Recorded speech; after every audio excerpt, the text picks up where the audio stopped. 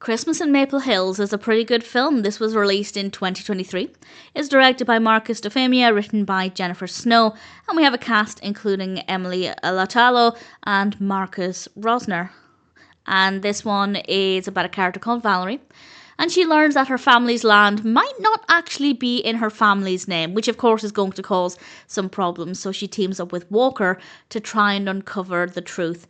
And we get some flashbacks to her family's history in the 40s. Those aspects are very creative, they're very well done, but they weren't really to my taste. So I didn't love when we had the flashbacks, but that's definitely more of a personal preference thing. But that's worth bearing in mind, that if you also don't care for films generally where there are flashbacks and it relies on flashbacks to tell the story, that's worth bearing in mind. But again, personal preference, not a fault with the film. The present day scenes though were an absolute joy, and I was still interested enough. I wasn't so interested that I was excited for the flashbacks, but I cared enough about what was happening. I was wanting them to get to the bottom of this.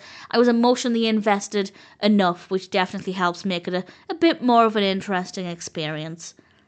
We also have some gorgeous Christmas decorations for a really cozy, festive feel. We have some great characters and performances. They're very likeable as well, which again adds to the experience, makes it a bit more enjoyable. We have some great music, including the scenes in the past. I did really like a lot of the music in the flashback scenes, so I wasn't completely bored. I didn't hate the flashbacks.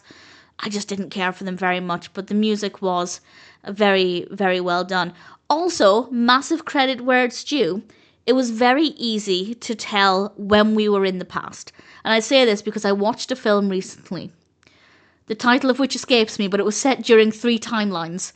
I think the 70s, the 90s, and then present day.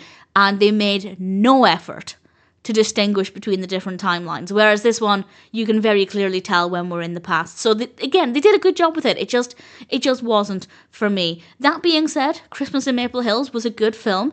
I enjoyed most of the film. The characters are great. The story works well. The Christmas aspect is really strong as well. And if it sounds like your kind of film, then I'd say Christmas in Maple Hills is worth watching.